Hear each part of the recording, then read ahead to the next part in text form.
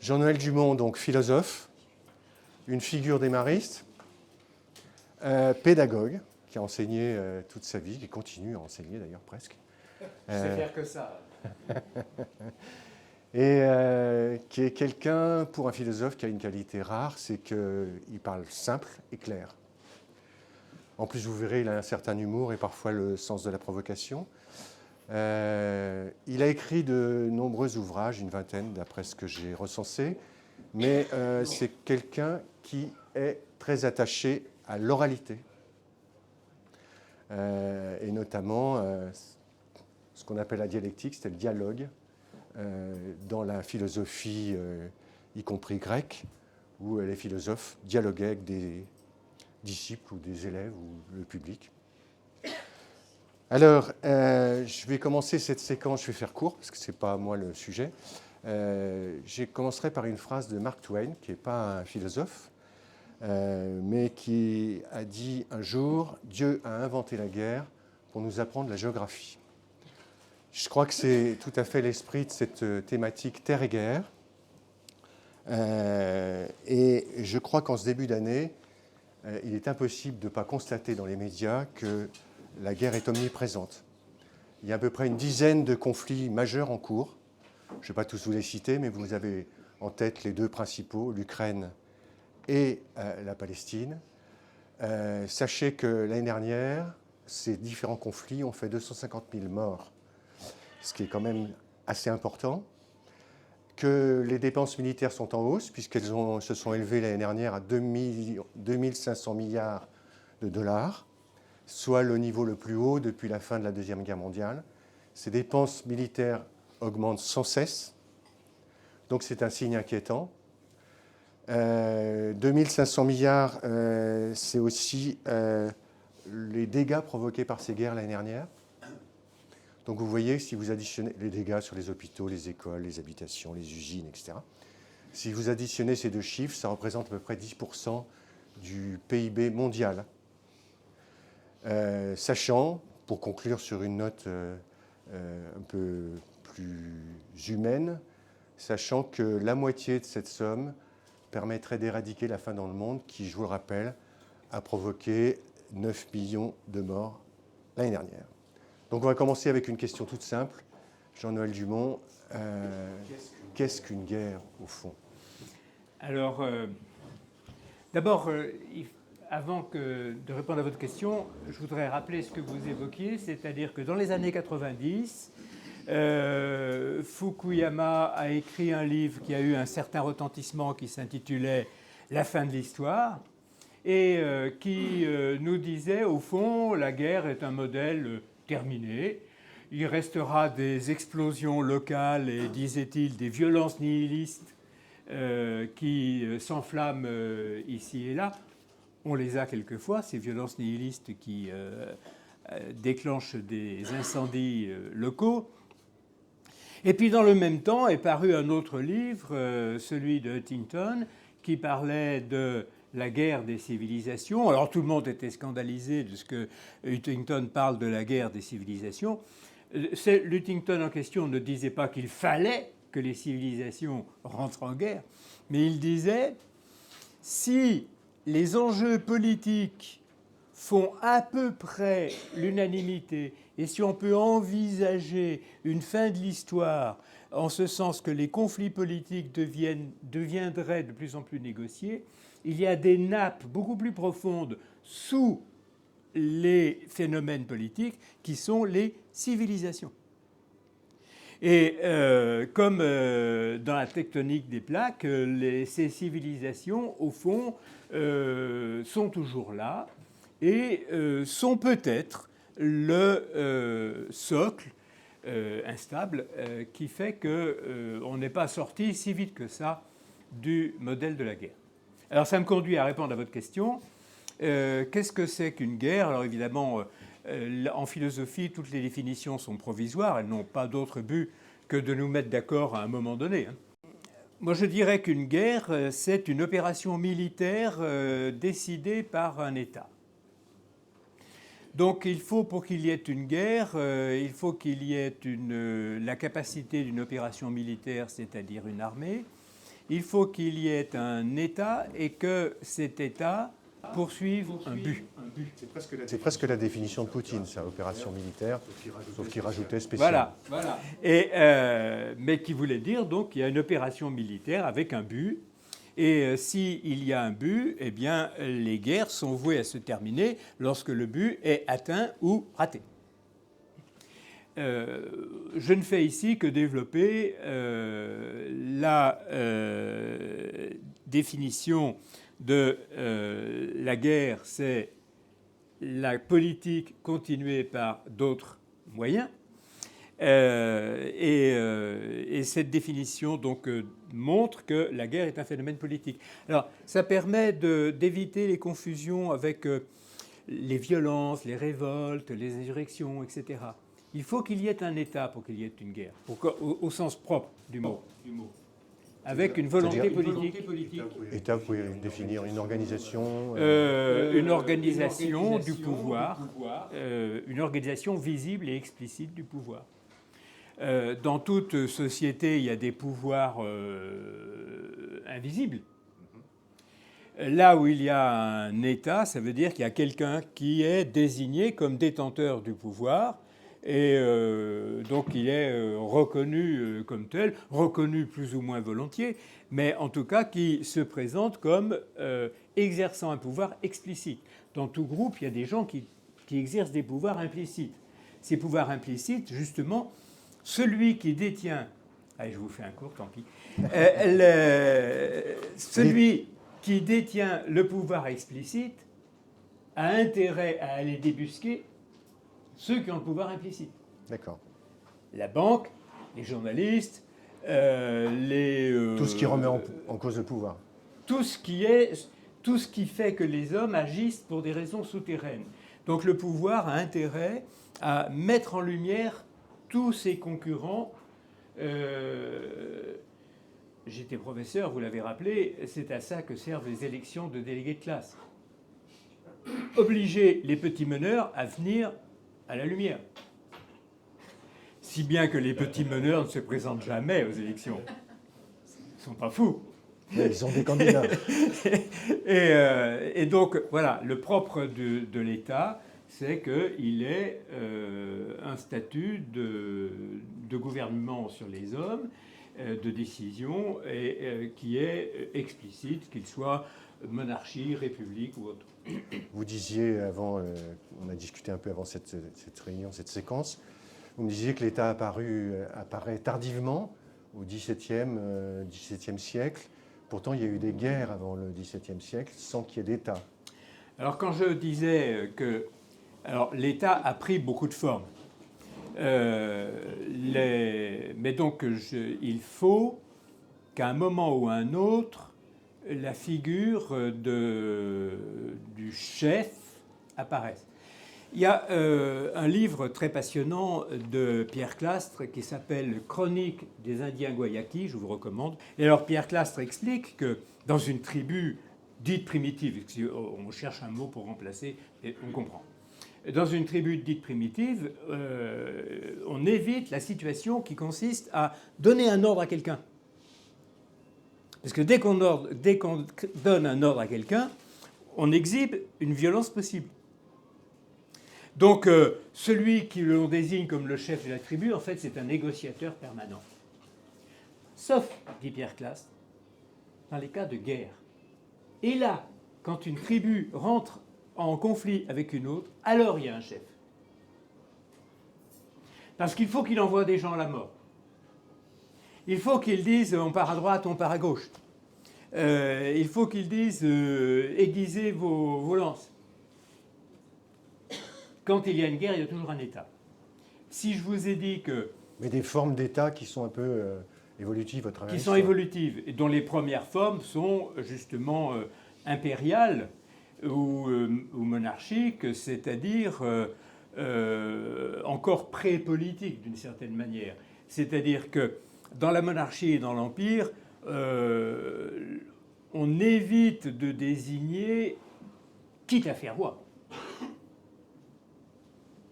Alors, les sacres et tout ça, ça sert à ça.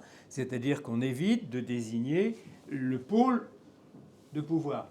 Et donc quand je dis que l'État est une création récente, oui, c'est une création, on peut dire que l'État que l'on connaît a émergé au XVIIe siècle avec les grandes monarchies en Europe, qui ont mis en évidence un souverain investi de tout pouvoir, un territoire. C'est la première fois qu'on s'est mis à faire des cartes pour désigner l'aire sur laquelle la population était contenue. Et des frontières. Et les frontières. Alors c'est au XVIIe que l'on commence à voir la lutte contre les vagabonds. On n'imagine pas, au Moyen-Âge, les gens voyageaient énormément. Et les gens voyageaient à travers tous les pays parce qu'il n'y avait pas de frontières. Et les frontières, elles apparaissent à peu près au XVIIe, tout ça c'est dit à la louche, hein. Et c'est au XVIIe que les populations nomades ont commencé à poser des problèmes. Vous suggérez que l'origine des guerres, en tous les cas des conflits, ont toujours opposé les nomades et les sédentaires. Et je crois que si ma mémoire est bonne, vous preniez l'exemple du western. Alors c'est une des... je rebondis sur ce que vous dites. C'est vrai que l'origine la plus probable des conflits les plus anciens, c'est celui entre Caïn et Abel. Le conflit exemplaire, c'est Caïn et Abel, c'est-à-dire le nomade et le jardinier. Les peuples pastoraux et les peuples d'agriculteurs. Parce que les peuples pastoraux ont intérêt à voyager. Et donc, comme dans les westerns, font passer leurs troupeaux. Mais ça n'arrange pas du tout l'agriculteur qui, lui, met des barrières. Et donc, Caïn et Abel, et toute la Bible, nous rappelle que une des oppositions fondamentales de l'humanité, c'est les sédentaires et les nomades, les pasteurs et les agriculteurs. Parce que les agriculteurs, eux, considèrent la terre comme un lopin qu'on circonscrit. Alors que les éleveurs sont volontiers nomades et poussent leurs troupeaux tant qu'il y a de l'herbe. Et ces conflits continuent, car le conflit en Afrique subsaharienne est très largement un conflit entre les peuples nomades, Peuls, Touaregs, et les peuples sédentaires. Les peuples pastoraux laissent manger leurs troupeaux, mais ne se préoccupent pas de savoir qui fait pousser l'herbe. Donc est-ce qu'on peut dire que le territoire est la clé de la guerre, ou c'est un peu trop rapide comme analyse? Alors il faut qu'il y ait une clé à la guerre. Pour que ce soit une guerre, il faut qu'il y ait une clé. Je disais, il faut qu'il y ait un but. Il n'y a pas de guerre sans but. Une guerre sans but, c'est une pure violence. Alors que la guerre, c'est pas la violence. Souvent, très souvent, la guerre utilise les ressorts de la violence. Parce que c'est comme l'alcool, ça donne du cœur au ventre. Mais en fait, pour faire la guerre, il n'y a pas besoin d'être violent. Il suffit de savoir quel but on veut atteindre. Le violent, lui, ne s'arrêtera pas de taper. Pour qu'il y ait une guerre, il faut qu'une fois que le but est atteint, on dit, on met l'arme au pied et on s'arrête. Et il n'y a rien de pire il n'y aurait rien de pire qu'une guerre qui n'aurait pas d'objectif de guerre. Et donc, si on veut comprendre les phénomènes, il faut comprendre quel est l'objectif de guerre que poursuit Poutine, quel est l'objectif de guerre que poursuit Netanyahou. Très souvent, ils affichent des ambitions ou des objectifs territoriaux, c'est-à-dire conquérir une terre, y compris quand il y a des alibis religieux d'ailleurs. Oui, mais territoriaux au sens où la terre est simplement ici le support du pouvoir. Et puis je rappelle ce que je disais tout à l'heure, c'est-à-dire que nous raisonnons cela comme des gens qui connaissent l'existence des frontières. J'insiste, l'existence des frontières est récente. Au Moyen-Âge, il n'y avait pas de frontières. Il y avait des domaines sur lesquels il y avait des droits superposés, différents. Certains avaient le droit de passer, certains avaient le droit de commercer, certains avaient le droit de chasser, certains avaient le droit de faire la guerre, etc. Et il n'y avait pas cette emprise unique sur une seule autorité d'une surface donnée. Ça, c'est vraiment moderne. C'est moderne parce que la modernité est caractérisée par l'emprise de la technique et traiter la Terre comme une surface donnée exploitable, c'est un des effets de la technique. Encore qu'en Afrique aujourd'hui, on peut dire que les frontières sont quand même extrêmement théoriques. Eh ben c'est justement, c'est un exemple magnifique que celui des frontières auxquelles il faudrait mettre beaucoup de guillemets en Afrique, parce que quand on observe ces frontières, on voit que on ne s'étonne pas qu'il y ait des conflits partout. Elles sont rectilignes. Elles sont parfaitement rectilignes. Et donc elles négligent complètement la langue, la religion, la nourriture, le mode d'économie de telle ou telle population, l'histoire de telle ou telle population. On voit bien quand on regarde la carte d'Afrique que ça a été tracé par des Occidentaux héritiers d'une cartographie abstraite et qui ont plaqué cette cartographie sur des pays qui, eux, faisaient coexister vaille que vaille des communautés liquides. Au Moyen-Âge, il n'y avait pas de frontières. Il y avait des fiefs où on étendait une autorité. Donc est-ce qu'on peut dire que c'est l'apparition des États, donc des frontières, qui a entraîné... Qui fait la guerre moderne. Oui, les guerres modernes. Qui fait la guerre moderne. Donc il y a toujours eu la guerre, avec des objectifs précis, il y a toujours eu des armées qui ont poursuivi des objectifs, mais ceci est vraiment devenu un moyen de politique à partir du XVIIe siècle. Et en fait, le résultat, on le connaît, c'est que les pays européens se sont jetés les uns contre les autres comme des fauves. Quand je pense qu'on ose parler du grand progrès, etc., si vous prenez l'histoire du XXe siècle, nos grandes nations dites cultivées se sont jetées les unes contre les autres comme des fauves enfermés dans une cage. Avec des prétextes idiots, Alsace-Lorraine. Alors idiots, pas forcément, mais avec effectivement des revendications qui se présentent comme des superpositions théoriques de populations et de frontières. Il faudrait que les populations rentrent dans les frontières.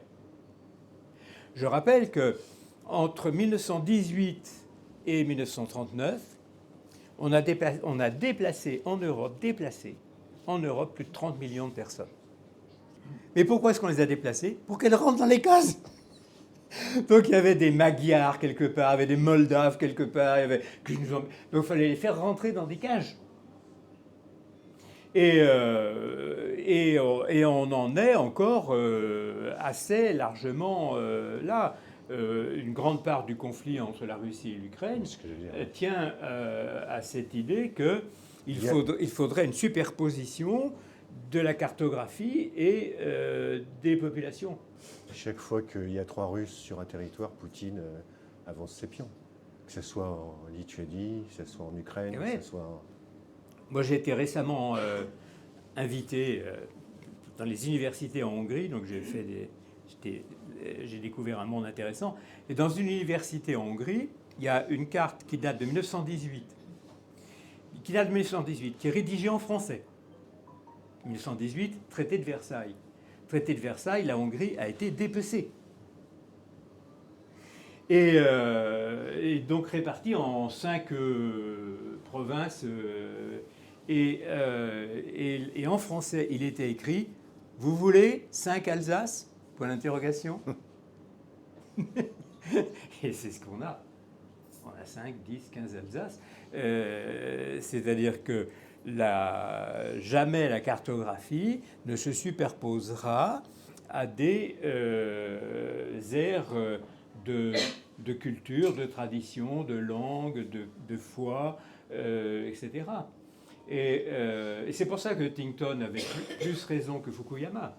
Parce que Huntington a raison. Les civilisations sont des plaques qui subsistent et qu'on ne peut pas traiter de manière abstraite en tirant un trait, en disant toi tu vas de ce côté, toi tu vas de celui-ci. Et c'est pour ça que le cas des Juifs et des Tziganes est absolument exemplaire. Parce que c'est des nations sans territoire. Donc en fait, vous dites quelque part que le territoire est un peu une apparence, que derrière le territoire, il y a une culture, il y a des religions parfois, il y a des traditions, des communautés qui font, au fond, le déclenchement de ces guerres, plus que des arpents de terre. Il y a des arpents de terre dans la mesure aussi où ils comportent des richesses. Des mines, des pétrole, des essences, des nappes phréatiques, je ne sais pas quoi. Et donc, dans la mesure où effectivement, un des objectifs, d'ailleurs dans l'esprit de Poutine aussi, c'est quand même la conquête des richesses. C'est quand même la liberté de circulation dans la mer Noire, c'est la région sidérurgique du Donbass. La Russie a un PIB qui est celui de l'Espagne, on l'a répété, c'est vrai, alors que l'URSS avait une puissance folle. Et je pense qu'aussi la démarche de Poutine, et c'est une question que je vous pose, la démarche de Poutine est aussi une démarche presque économique. Il a besoin de conquérir des territoires pour renforcer son économie, donc financer son armée. Donc il faut qu'il aille chercher les ressources. Donc il y a un but de guerre, c'est l'accès aux ressources. Et les discours patriotiques ou religieux servent de musique pour entraîner les foules. Mais ce qui importe, c'est qu'il y ait un objectif. Je me répète, mais il faut toujours se répéter. Il vaut mieux se répéter que se contredire. Il y a un but de guerre, et ce but de guerre n'est pas une terre. C'est une richesse. Vous disiez que les guerres primitives, d'ailleurs, les empires, ils ne s'installaient pas sur les territoires, mais ils les pillaient. Alors, les empires ont précédé les États. J'ai mis longtemps à comprendre cette idée, j'avoue. Peut-être que vous l'avez déjà comprise. Mais historiquement, c'est impressionnant. Les empires ont précédé les États. Les États naissent de la décomposition des empires. L'Europe, d'ailleurs, est née de la décomposition. L'Europe centrale, c'est la décomposition du Saint-Empire romain germanique. Et les empires ont précédé, donc l'Empire ottoman aussi. Les Incas, l'Empire ottoman, l'Empire perse, l'Empire égyptien. Or, l'Empire romain, mongol. L'Empire mongol. Les empires, qu'est-ce qu'ils faisaient? Ils n'avaient pas de territoire. Ils laissaient d'ailleurs, les Romains par exemple, laissaient les gens se gouverner sur place. Mais ils prélevaient un tribut. Donc il y avait un objectif qui était de prélever un tribut, mais jamais, donc ils n'auraient pensé à tracer une frontière. Les limes, la frontière de l'Empire, c'était quand même assez flou. Hein. Donc voilà, César, qu'est-ce qu'il faisait en Palestine? Il prélevait de l'impôt.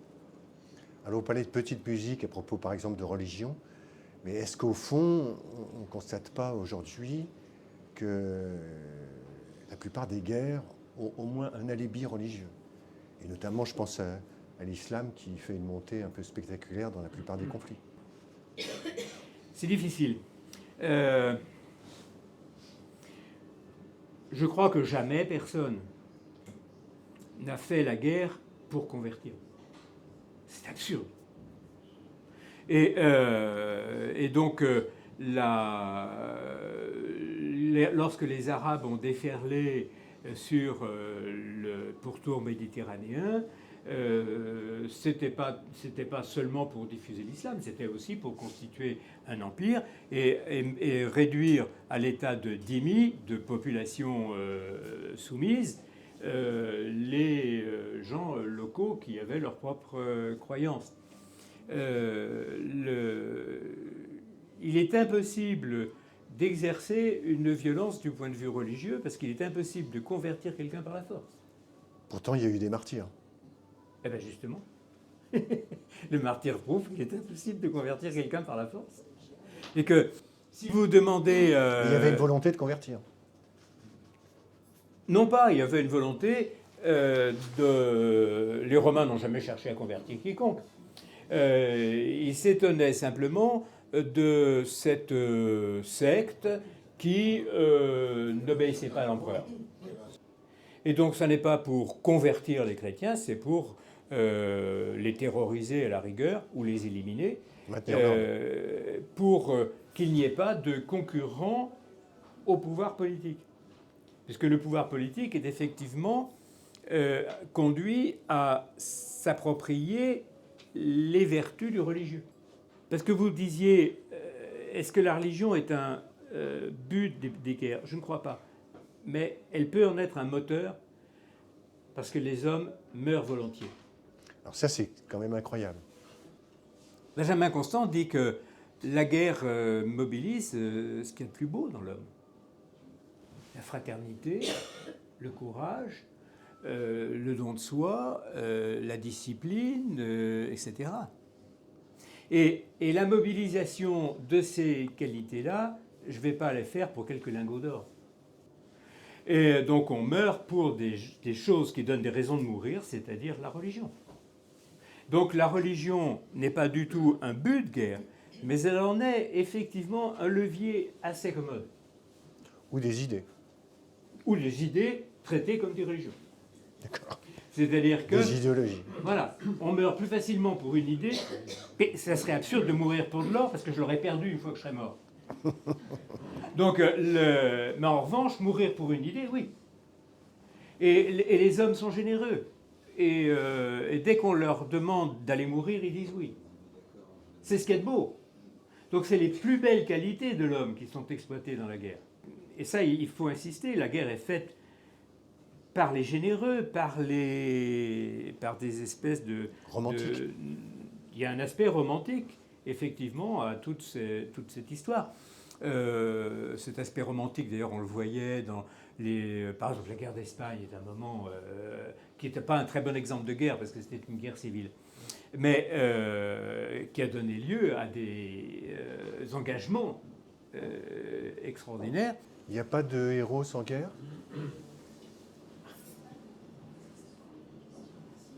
Alors, ce que je veux dire, c'est, est-ce que la guerre ne crée pas une mythologie qui fait que les gens ont du courage tout d'un coup alors qu'ils ne sont pas courageux? Donc à cette mythologie, il faut des motifs puissants, donc de type religieux ou idéologique. Donc, et c'est la raison pour laquelle Poutine, par exemple, réveille l'orthodoxie, qui met plus aisément en mouvement que de conquérir les mines sidérurgiques du Donbass. Donc voilà, c'est dans la guerre, on voit se juxtaposer les finalités les plus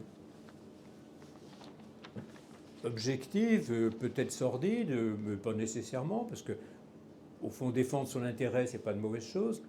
Mais la guerre défend les intérêts avec des gens désintéressés. Et pourtant, elle produit des horreurs.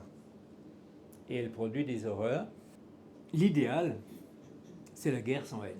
C'est l'idéal de la chevalerie, c'est l'idéal des samouraïs, c'est l'idéal, au fond, de toutes les armées du monde, la guerre sans haine. C'est-à-dire, je veux bien vous tuer, mais je ne veux pas vous haïr.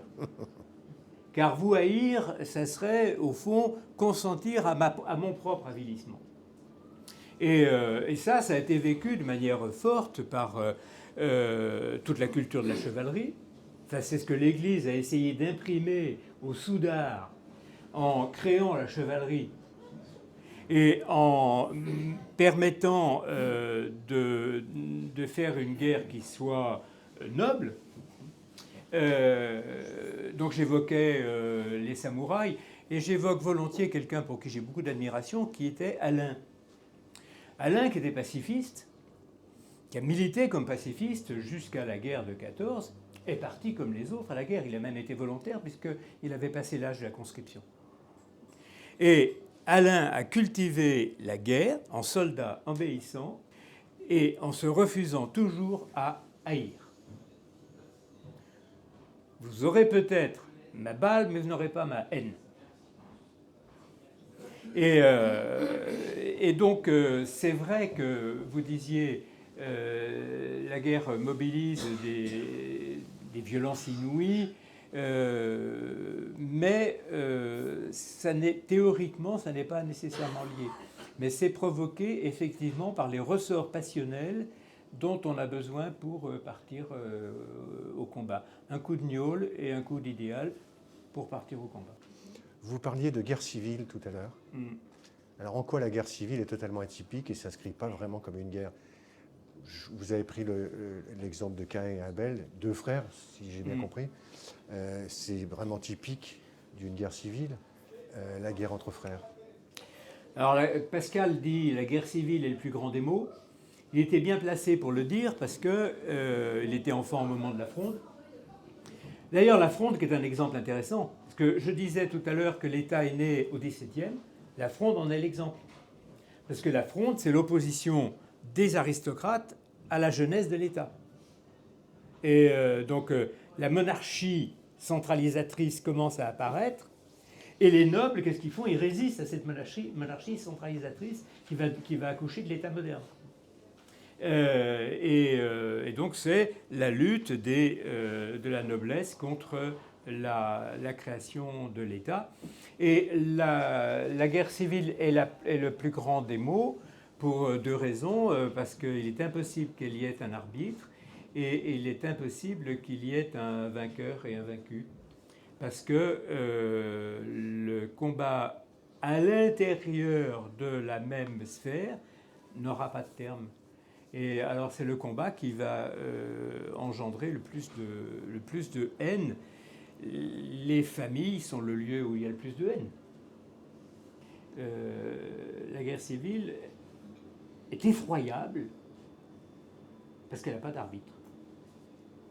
Et qu'elle repose sur l'autorité contestée d'un État. Et pas de but? Alors, elle peut avoir un but, mais qui sera à ce moment-là l'élimination pure et simple de l'autre, quoi. Certains parlent aujourd'hui en France d'un climat de guerre civile. Alors, je pense que pour parler de guerre civile en France, il faut vraiment se faire peur.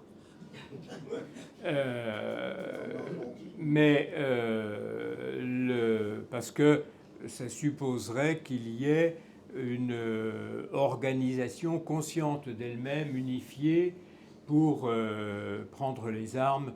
On en est loin. Mais il y a quand même une violence qui monte, y compris dans les débats politiques ou le climat quotidien. Je n'en suis pas sûr. Moi, j'ai beaucoup travaillé ces temps-ci l'affaire Dreyfus. C'était d'une violence et d'une bêtise inouïe. Les petites injures qu'on se balance ne sont rien à côté du niveau d'insulte qu'on atteignait au début du XXe siècle, à la naissance de la République. Nos mœurs politiques sont devenues assez bénignes. Même quand vous regardez les débats à l'Assemblée nationale? Oui.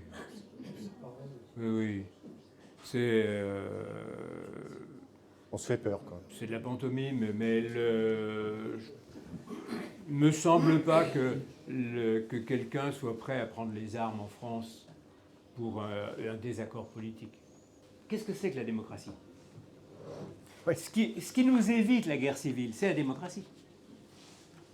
Parce que la démocratie, quand elle marche, et elle marche jamais parfaitement, mais elle marche un peu, du moins dans les pays occidentaux, anticipe sur le conflit. Ouais, c'est ça. En donnant la parole à l'interlocuteur potentiel. Donc le pari de la politique. Alors maintenant, on va parler politique. Excusez-moi, c'est remplacer la violence par le débat, c'est ça? Voilà, remplacer la violence par le débat et remplacer la guerre par la politique. Et de telle sorte qu'il y ait une assemblée dans laquelle les désaccords puissent se dire. Je ne sais pas quelle conclusion vous voulez voir apporter à notre dialogue, mais c'est au fond ce qu'on essaye avec le grand machin qu'est l'ONU. C'est-à-dire d'avoir une ère où les gens puissent se parler et qui dégoupille la violence. Je te parlerai plus, c'est la première violence. Et donc, tant que on a quelque chose qui ressemble à une assemblée où les motifs peuvent se dire, où les injures peuvent se balancer, le pari de la démocratie, c'est que on doit pouvoir venir à bout de la violence, non pas en taisant les désaccords, car c'est comme dans la psychanalyse, un désaccord qu'on tait, il reviendra comme le refoulé. Et au contraire, je vais vous surprendre peut-être, mais l'Assemblée nationale m'est toujours apparue comme un emblème de la raison. Puisque la raison, c'est ce qui consiste à faire de l'autre mon interlocuteur. C'est pas toujours évident, mais... Ben c'est quand même pas mal. C'est pas toujours enthousiasmant, mais c'est pas mal. Même quand on s'insulte, Même quand on s'insulte. on débat. Voilà.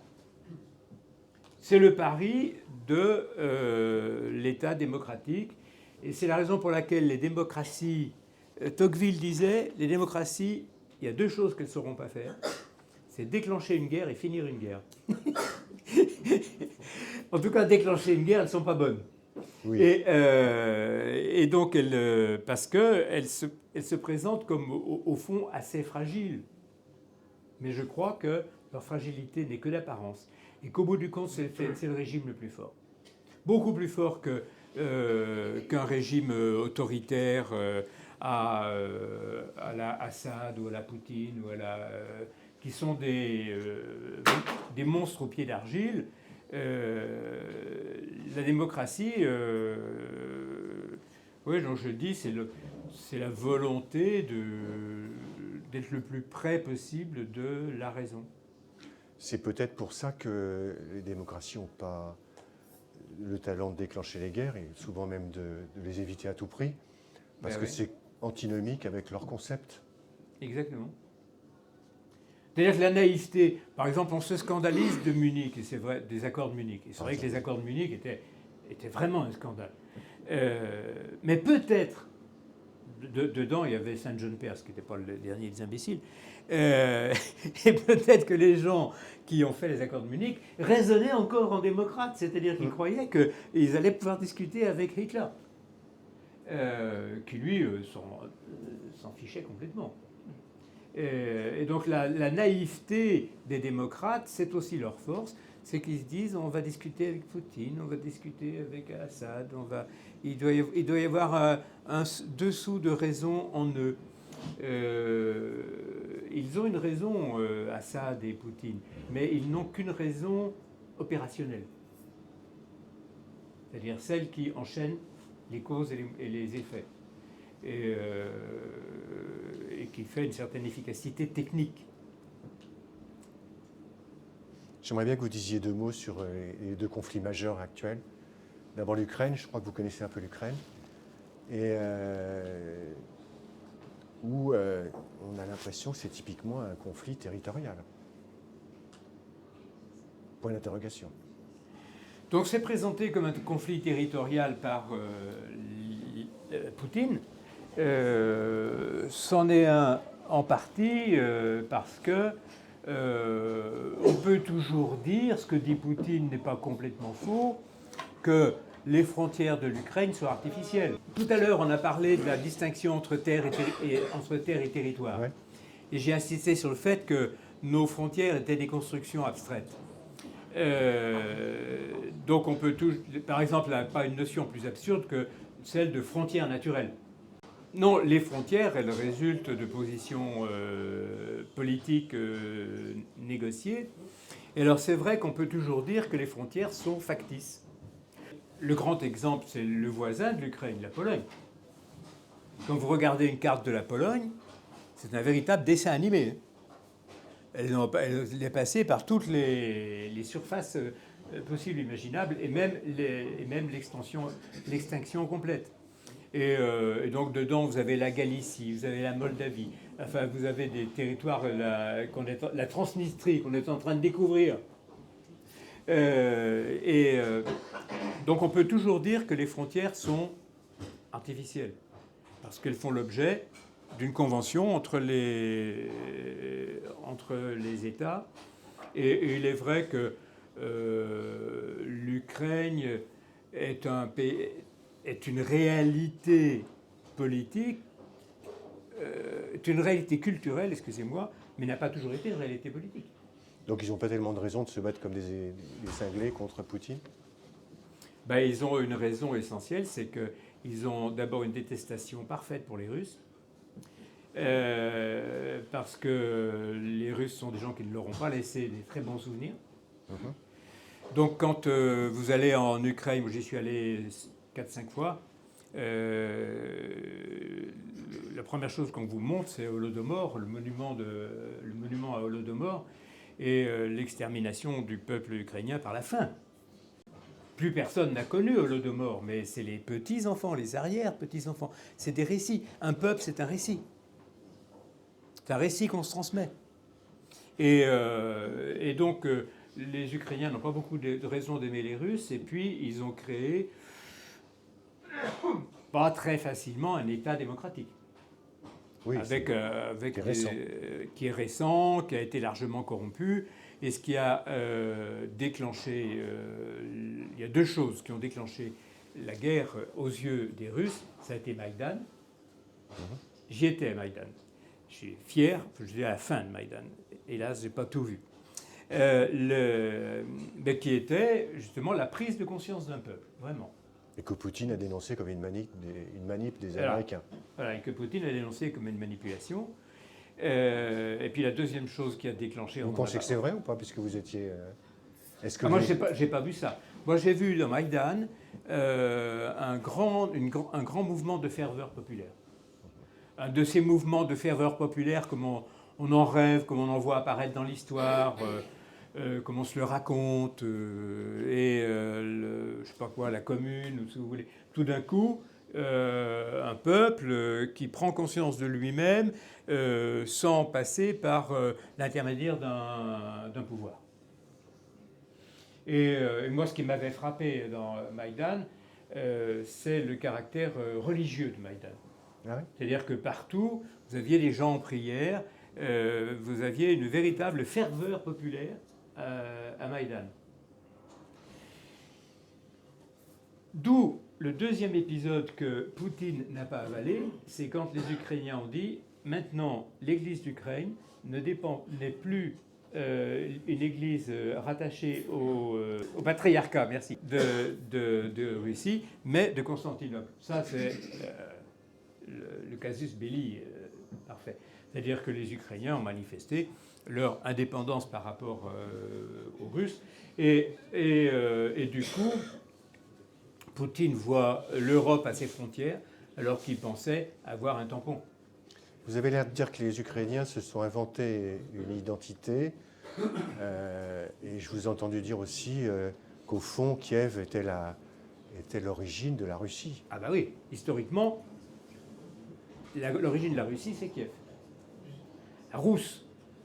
Et c'est aussi une des raisons pour lesquelles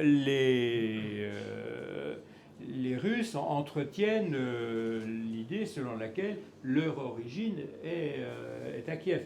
Comme si nous, on disait notre origine est à Aix-la-Chapelle.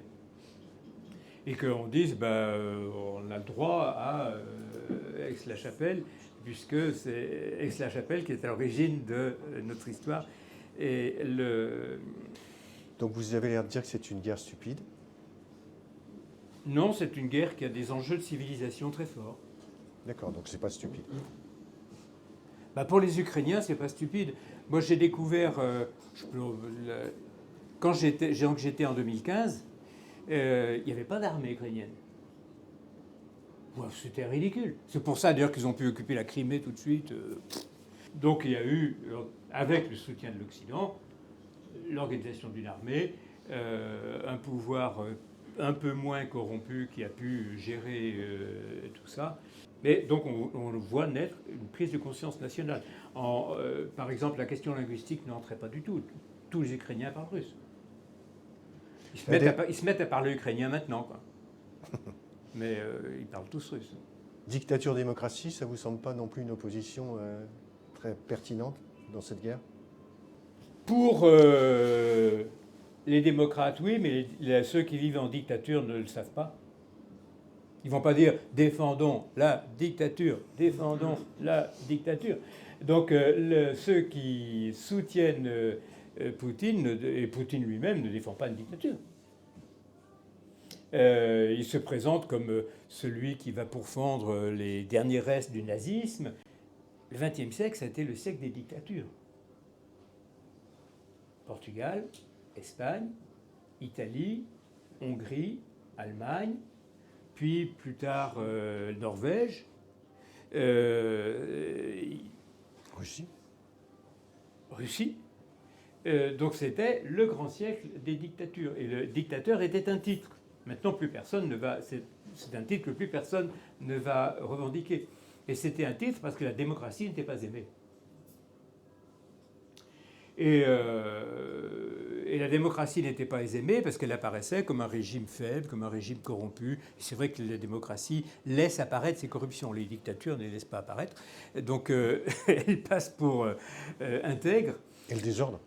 Et le désordre. Et donc la démocratie fait apparaître, puisqu'on l'a dit tout à l'heure, j'ai présenté le Parlement comme un exemple de démocratie. Donc la démocratie exhibe en quelque sorte le désordre. Parce que la force de la démocratie, c'est qu'elle exhibe le désordre au lieu de le taire. Et qu'elle parie sur le fait qu'il vaut mieux exhiber ce désordre que l'étouffer. Donc le siècle des dictatures, les années 30, c'était le siècle des dictatures, espérait résoudre la pagaille démocratique à travers la figure du chef. Toutes les années 30 sont hantées par la figure du chef. Le mot chef est un mot que vous trouvez partout, même dans Saint-Exupéry, surtout dans Saint-Exupéry. Relisez Vol de nuit, vous avez la figure du chef, Dora, qui est une figure complètement fasciste, et qui est celui qui dit mes hommes m'aiment parce que je suis dur. C'est plus dans la culture d'aujourd'hui, ça. Espérons-le, mais on peut le voir ressortir. Hein. J'ose pas vous demander si vous avez une solution pour l'Ukraine que vous connaissez bien. Comme tout le monde, je ne sais pas. J'ai des amis là-bas qui sont... Je voudrais y être. J'ai des amis en Russie et je ne peux plus correspondre avec eux, ils ne me répondent plus. Ils doivent avoir peur.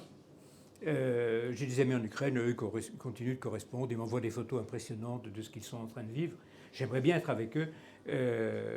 Donc moi, je ne peux que souhaiter la victoire de l'Ukraine. Je ne sais pas, mais ça va se terminer avec une solution négociée. Il va falloir qu'ils lâchent quelque chose. Ce à quoi tient l'Ukraine, c'est la Crimée. Il y a beaucoup de morts quand même. Mais en même temps, enfin, comme je le disais, je crois que les hommes sont prêts au sacrifice. Ça ne les scandalise pas qu'il y ait des morts. Moi, on me dirait qu'il faut mourir. Bon, alors, je ferais un mauvais soldat maintenant. Mais je serais prêt. Si on me dit que mes enfants doivent mourir, ça m'embêterait. Mais bon, j'aime mieux qu'ils meurent plutôt que de se soumettre à la dictature. On finit par une question sensible sur Israël et Palestine. Je sais que c'est un sujet qui vous intéresse. J'imagine que vous êtes déjà allé en Israël. Oui. Quelle est la solution? Il y en a une seule. Il y en a une seule. Elle est décidée par les Nations Unies depuis maintenant 50 ans. C'est deux États.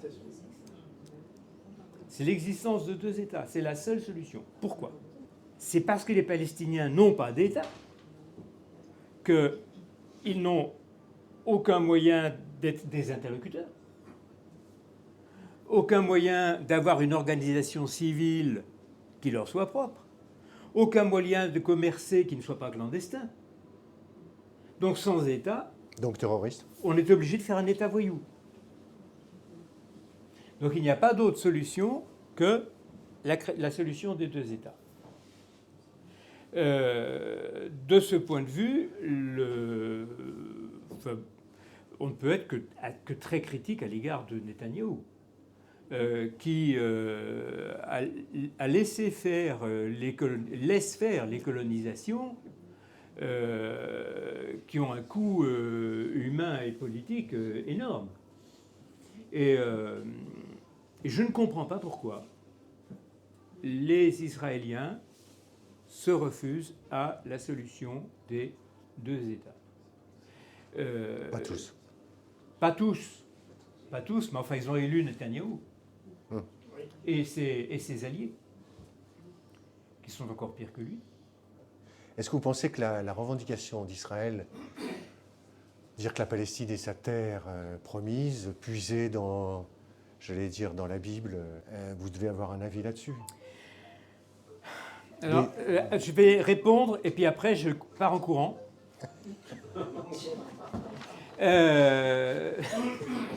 Parce que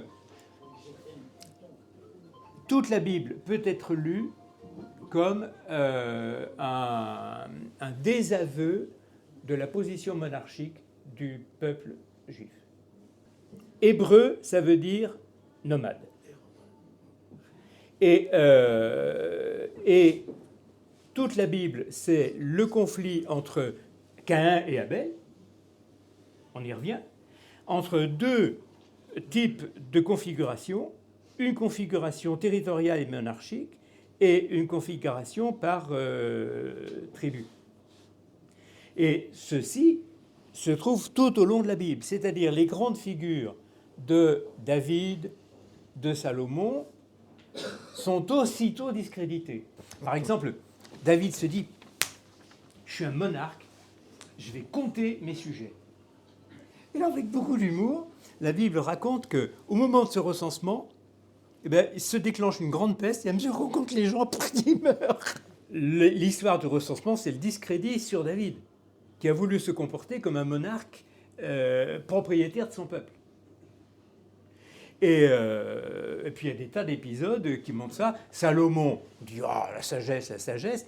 Quand vous lisez la construction du temple, Salomon est décrit comme un pharaon qui exploite des populations, qui ne songe qu'à développer une puissance temporelle sous prétexte du temple. Mais est-ce que les nomades ne peuvent pas un jour décider de devenir sédentaires? Alors, ils peuvent. Est-ce que c'est pas finalement le destin de l'humanité? Parce qu'au début, ils étaient tous nomades. Alors, effectivement, il y a une évolution politique, logique, vers la sédentarité. Et l'État d'Israël est une bienheureuse, difficile, mais bienheureuse création qui naît de la Shoah. Dans le monde des Juifs, il y a un conflit entre ceux qui tiennent que la situation des Juifs, c'est la diaspora, et la situation des Juifs, c'est l'État. 1949, Israël se constitue comme État. Il y avait depuis 1916 des Juifs en Palestine qui avaient créé des colonies, etc., mais qui n'avaient aucun statut politique. Et c'est un contre-coup de la Shoah que les Juifs, et ils ont eu raison tactiquement, bien sûr, ont superposé leur existence, identifié leur existence à celle d'un État. Maintenant, les revendications historiques sur cette surface de terre, oui, si on veut, mais c'est un peu dérisoire, parce que c'est quand même 4000 ans après, et en référence à un texte qui discute justement le bien fondé de la sédentarité, de la constitution d'un État, etc. Relisez le premier livre de Samuel. Vous voulez un roi? Ah ben, il va vous prendre vos filles, il va vous faire tirer son char, il va vous faire la guerre, etc. Relisez tout l'Ancien Testament, vous y verrez constamment un désaveu de l'identification politique du peuple. C'est marrant. Mais maintenant, c'est pas une solution pour Israël de raconter ça. Non, mais vous dites deux États. Donc la solution, elle est, je crois que c'est 67, hein, deux États. C'est la solution raisonnable. Dernière question. Est-ce que le fond de la nature ou de l'âme humaine, c'est pas une âme guerrière? Est-il possible d'envisager un jour la paix sur Terre? J'essaie d'élever le débat, mais bon, c'est un peu grossier, mais tant pis. Ben ça ne l'élève pas, ça nous mène très loin. Donc la paix sur Terre, oui, elle arrivera un jour.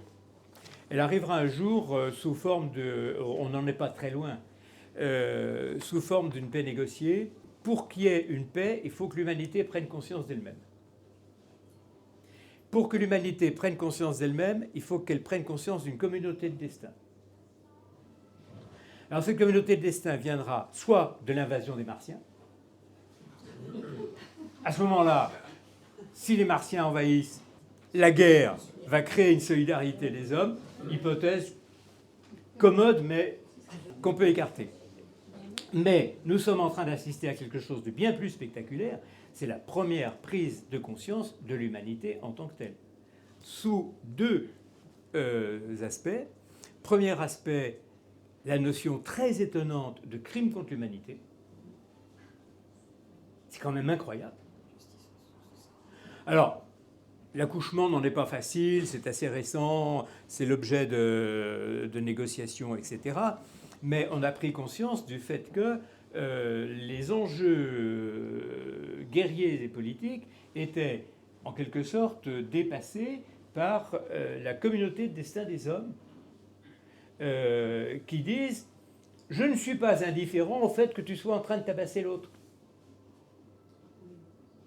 C'est quand même pas mal. Même si j'ai pas d'intérêt direct. Même si je n'ai pas d'intérêt direct. Si bien que Poutine ne peut plus voyager. Sauf en Corée du Nord. Parce que c'est ce qui est arrivé à Pinochet. Pinochet a été arrêté en Angleterre. C'est plutôt une bonne chose pour vous. Donc c'est plutôt une bonne chose. La notion de crime contre l'humanité est une prise de conscience de l'humanité comme telle, donc qui peut inévitablement nous conduire à considérer autrement la guerre. Et puis la deuxième chose, c'est les enjeux climatiques, c'est-à-dire que le nuage ne s'arrête pas à la frontière d'Alsace, et que donc l'humanité prend conscience d'une communauté de destin.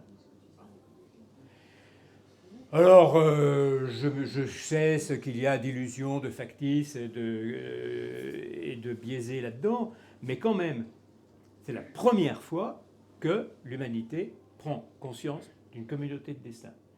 Et ça ne peut pas rester sans effet. J'ai commencé par Fukuyama et Huntington. On peut donner raison aux deux. Que Fukuyama n'a pas tort. On va aller de plus en plus vers des solutions négociées. Pour les deux raisons que je viens de donner.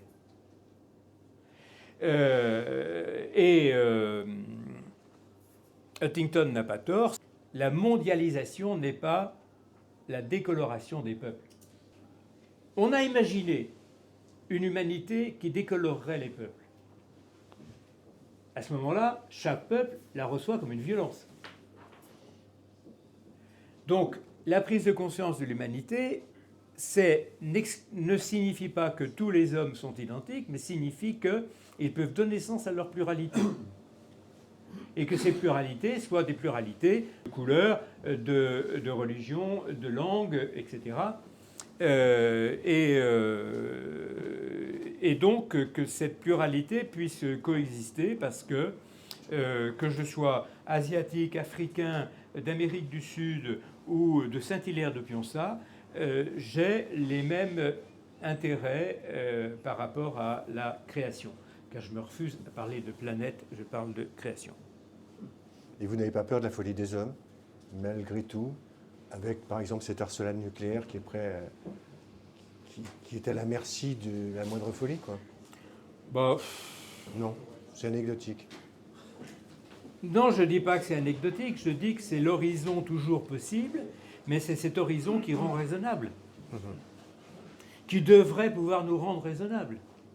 C'est-à-dire que nous vivons dans la première... Alors, je vais dire la chose autrement. Nous vivons dans la première humanité qui peut se détruire elle-même.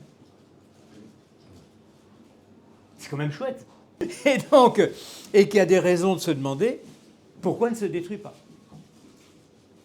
C'est-à-dire qu'il y a des raisons de se demander... D'ailleurs, nos contemporains se posent des questions. Est-ce que c'est justifié de faire encore des enfants? C'est-à-dire que si effectivement je vis dans cette première humanité qui peut se détruire elle-même, il y a une autre façon de détruire l'humanité, c'est de ne plus faire d'enfants. Parce que dans le fait de mettre un enfant au monde, il y a un pari merveilleux d'espérance. Et si l'horizon qu'on nous présente est seulement un horizon plombé, effectivement, on ne voit pas pourquoi les gens continueraient à faire.